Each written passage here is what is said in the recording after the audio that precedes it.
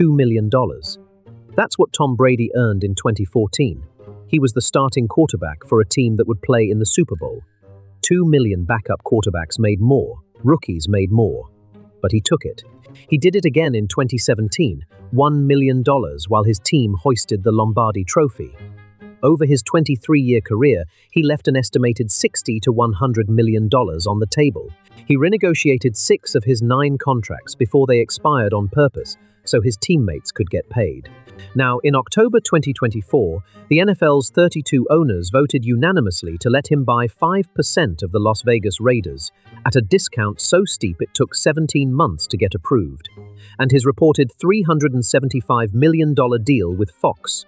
The network's own CEO called it directionally right.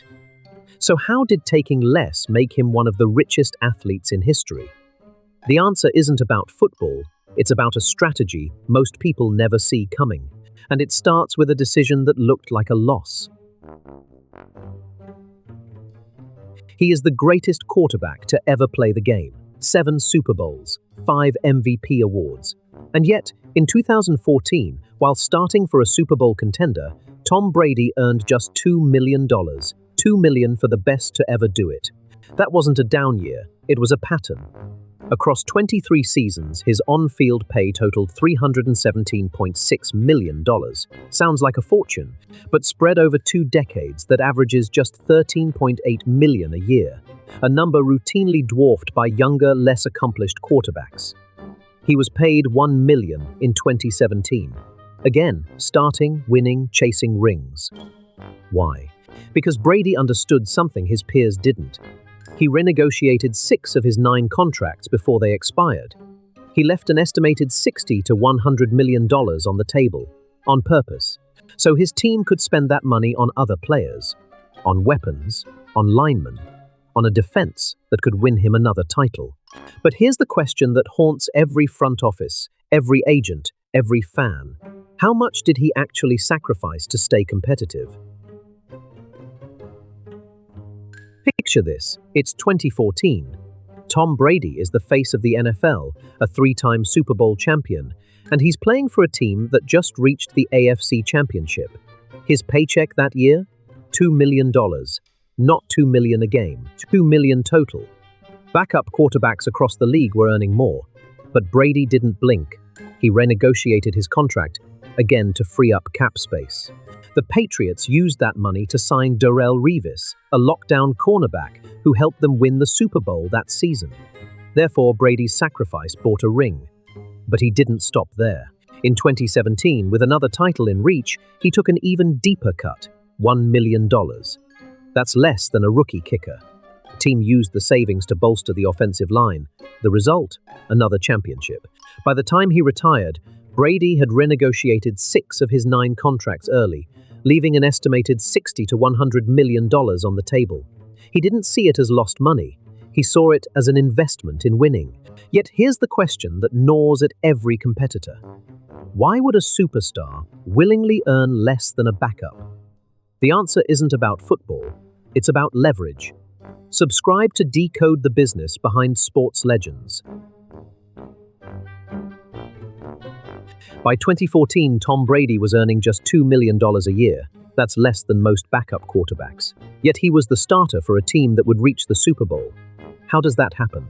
He renegotiated 6 of his 9 NFL contracts before they expired, out of 9 total deals. He tore up 6 early. Each time, he left money on the table, the estimated total between $60 and $100 million. He did it so his team could spend that money on teammates. In 2017, his salary dropped to $1 million. That's not a typo. The best quarterback in the league, earning $1 million. But the Patriots used the cap space to sign key players. They won the Super Bowl that year. This wasn't a one-time sacrifice. It was a pattern, a playbook. He gave up guaranteed cash in exchange for something else, a roster built to win. The owners noticed. The league noticed. And when he finally walked away from the field, that same willingness to defer value opened a door no player had ever walked through. What was the strategy behind these moves? It wasn't charity. It wasn't humility. It was something far more calculated.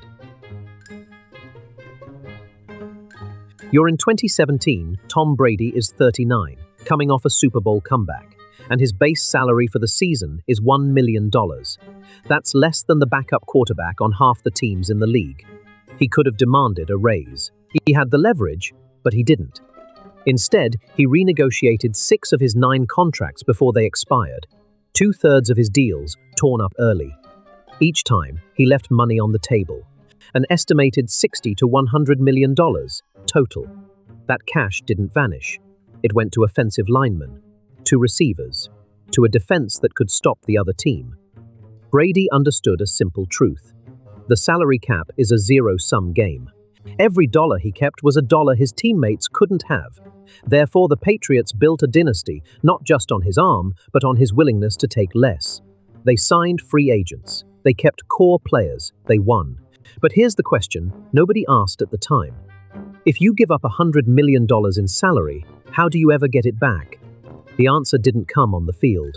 It came in a boardroom years later, when the owners voted 32-0 to let him buy into the Raiders at a discount so steep it took 17 months to approve. And then there was the Fox deal, $375 million for 10 years of talking. The sacrifice on the field bought him something far bigger than a ring. How did this sacrifice pay off in the long run? The vote was unanimous. 32-0. Every single owner raised a hand to let Tom Brady buy into the most exclusive club in sports. But the price tag told a different story, a reported valuation far below what the Las Vegas Raiders were actually worth. A discount so steep that league approval took 17 months. 17 months of scrutiny, of backroom negotiations, of owners asking themselves one question: why? Brady had spent 2 decades taking less. He renegotiated 6 of his 9 contracts before they expired. He left an estimated $60 to $100 million on the table, not out of charity, out of strategy. Every dollar he sacrificed went to teammates. Every dollar bought him another ring. But the Raiders deal wasn't about rings. It was about a seat at the table where the real money lives. The Fox broadcasting deal alone is worth $375 million over 10 years. Fox's own CEO called that number directionally right. That's a polite way of saying it's probably even bigger. Brady will earn more in a single season in the booth than he did in any of his last 5 as a player. So here's the contradiction. The man who never got paid what he was worth on the field is now worth more than most owners. The league that underpaid him for 2 decades just handed him a piece of the franchise at a discount. Why? Why would 32 billionaires vote unanimously to let a former player buy in for pennies on the dollar? The Fox deal is not a broadcasting contract. It is a monument to a decade of deferred gratification. $375 million over 10 years, that is more than his entire on-field career earnings combined, and he earned it in half the time. The math is brutal. His average NFL paycheck was $13.8 million a year. Fox will pay him $37.5 million annually just to talk. But the real story is not the number. It is the pattern that made it possible. He renegotiated 6 of his 9 contracts before they expired. Each time he left money on the table, an estimated $60 to $100 million in total. His teammates got the cap space. His teams got the rings. And the league got a quarterback who understood that the real fortune was never in the salary cap. It was in the leverage you build by being indispensable. Therefore, when Fox came calling, Brady did not negotiate like a player. He negotiated like an owner. The reported figure is staggering, but the structure matters more. A 10-year commitment that outlasts any playing career. The man who earned $2 million in a Super Bowl season now earns more per year than most quarterbacks make in a lifetime. And he did it by taking less when it mattered most. What's next for the athlete who played the game differently? He took less. Year after year, the best quarterback alive earned pocket change. $2 million in 2014, $1 million in 2017, while lesser arms cashed 9-figure deals. But here's the twist. Every dollar he left on the table bought him something far more valuable. A seat at the table. 6 of his 9 contracts he tore up early, renegotiated before they expired. That's the move. Not greed, leverage. He gave his team salary cap, room to sign weapons, build dynasties. They won. He won. And the owners noticed. In October 2024, they voted 32-0 to let him buy a piece of the Las Vegas Raiders at a valuation so far below market that approval took 17 months. A discount that would make any CFO blush. Then came the Fox deal, reported at a staggering sum over 10 years. Fox's own CEO called it directionally right. So how did taking less make him one of the richest? Simple. He traded short-term cash for long-term equity. He understood that in the monopoly of professional sports, the real money isn't in the paycheck. It's in the ownership, the board, the franchise.